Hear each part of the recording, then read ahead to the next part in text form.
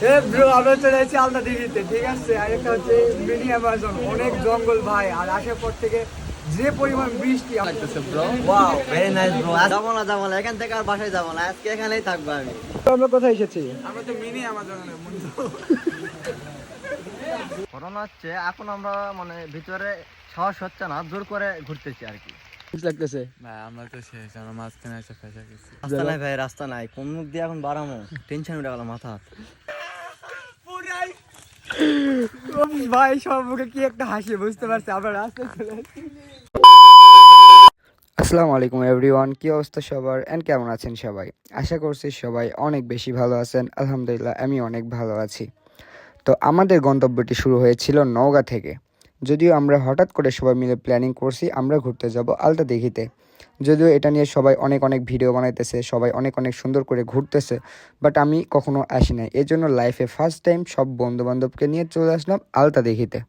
তো যারা যারা আমাদের মতো আপনারাও আলতা দিঘিতে ভ্রমণ করতে আসতে চান বা ঘুরতে আসতে চান, তো ভিডিওটা স্পেশালি তাদের জন্য। আর এটার লোকেশনটা আমি একটু পরে আপনাদেরকে জানিয়ে দিব। দীর্ঘ সময় জার্নি করার পরে ফাইনালি আমরা চলে আসি আলতা দিঘিতে। আলতা দিঘিতে আসার পরে চোখে পড়ে গেল এই রেইন টাওয়ারটা, যেটার উচ্চতা প্রায় 5 থেকে 6 তলা বিল্ডিংয়ের মতো।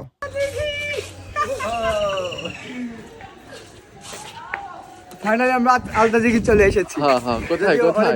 জঙ্গল আর আলতা জঙ্গল। দেখি ঠিক আছে ভাইয়া, তুমি বলো কোথায়? আলতা দিঘি। ফিলিংসটা কেমন?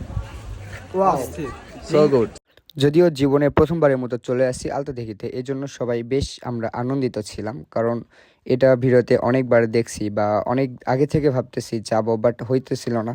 এই জন্য আমরা হঠাৎ করেই ভাবলাম যে এবার আমাদেরকে যাইতে হবে। এই জন্য কোনো বাধা না মেনে ডিরেক্ট আমরা চলে আসি আলতা দিঘিতে।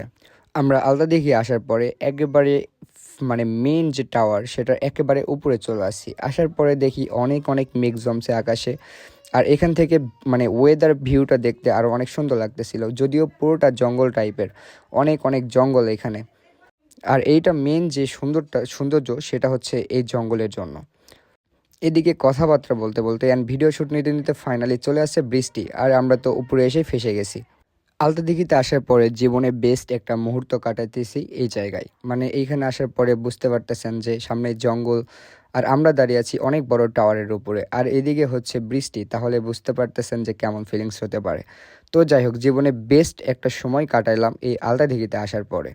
আপনারা যারা যারা আমাদের মতো আলতা দিঘিতে ভ্রমণ করতে আসতে চান, এবার তাদের জন্য আমি লোকেশনটা রিভিউ করে দিব। এই সুন্দর জায়গাটি অবস্থান করতেছে রাজশাহী বিভাগের নওগাঁ জেলার ধামরহাট থানায়।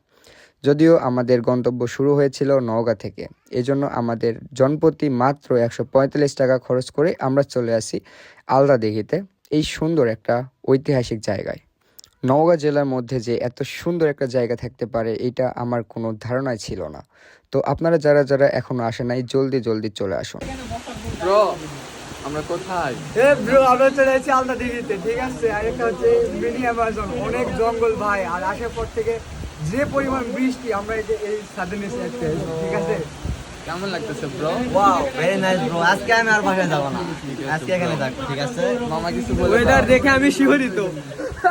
আমাদের ফিলিংস কেমন? Wow wow wow very nice brother. আমাদের ফিলিংস ভাইয়া পুরাই গুড। আমি তো এই ফিলিংসটা চাইতেছি, আবার আসবো। ব্রাদার কেমন ফিলিংস? So good. আমরা কোথায় এসেছি? আমরা তো মিনি আমাজনের বন্ধু।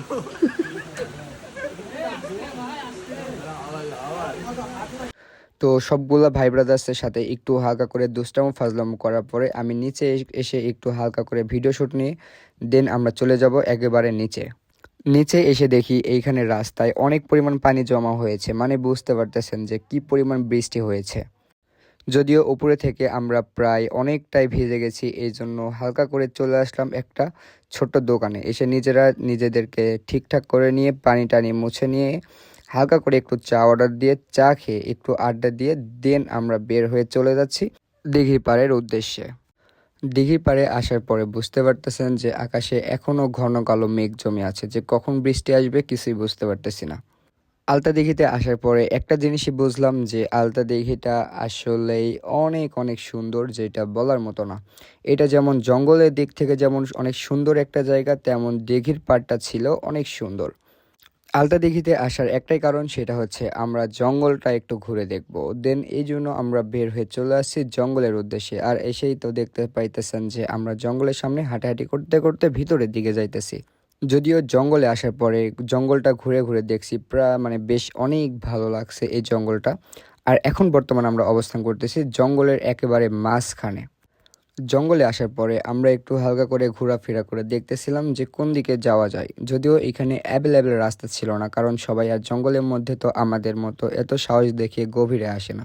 এখন আমরা যেই জঙ্গলে আছি সেটা হচ্ছে এই আলতাদিঘির ছোট্ট একটা অ্যামাজন, মানে ছোট্ট একটা জঙ্গল। তো এই ভিডিওটা হয়ে গেছে অনেক লং, এই জন্য আমরা পার্ট 1 আর পার্ট 2 করতেছি, কারণ এক ভিডিওতে এত বড় মানে ভিডিও করা অসম্ভব। এজন্য আমরা পার্ট 1 আর পার্ট 2 হিসেবে আমরা এই ভিডিওটি পোস্ট করে থাকব। তো আপনারা যারা যারা আছেন পার্ট 1 দেখার পরে সবাই পেজটিকে ফলো করে দিয়ে রাখবেন, যেন পার্ট 2 আপনারা দেখতে পারেন।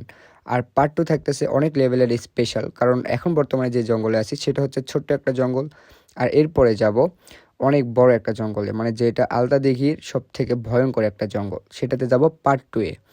তো আপনারা সবাই পেজটিকে ফলো করে আমার পেজে চোখ রাখবেন পার্ট 2 দেখার জন্য। যাই হোক, এবার আসা যাক আমাদের মেন টপিকে। জঙ্গলে আসার পরে অনেক বড় বড় গাছ দেখতেছিলাম আর ভাবতেছিলাম যে আসলে জঙ্গলগুলো কত সুন্দর হয়ে থাকে। যে যদিও এখান থেকে আমি ফিল পাইতেছি হালকা হালকা একটু অ্যামাজন অ্যামাজন। আসো আসো আসো আসো আসো ভাই, কি বড় পাহাড় ভাই, ঠিক আছে।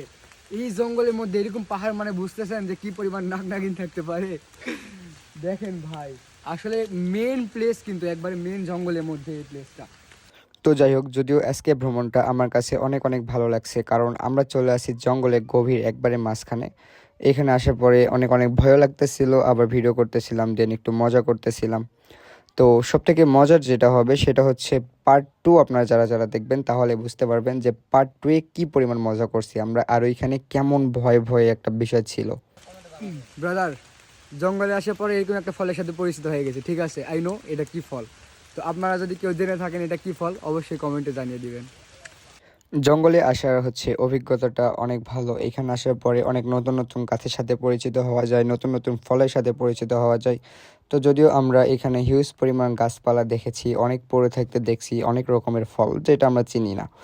তো যারা যারা এখনও ভ্রমণ করতে আসেন না জঙ্গলে, তো তারা তারা চলে আসুন এই ছোট্ট অ্যামাজনে। এখানে আসার পরে সিরিয়াস ভাই আপনি একটা অ্যামাজনের ফিল পাবেনই পাবেন। তো যাই হোক, আজকে ভিডিও থাকবে এই পর্যন্তই। তো দেখা হবে আপনাদের সাথে নেক্সট পার্টে, মানে পার্ট 2-এ। তো এতক্ষণে যারা যারা আমার ভিডিওটা কষ্ট করে দেখছেন, তো তারা তারা পেজটিকে ফলো করে পার্ট 2 এর জন্য ওয়েট করুন। আল্লাহ হাফেজ, আসসালামু আলাইকুম।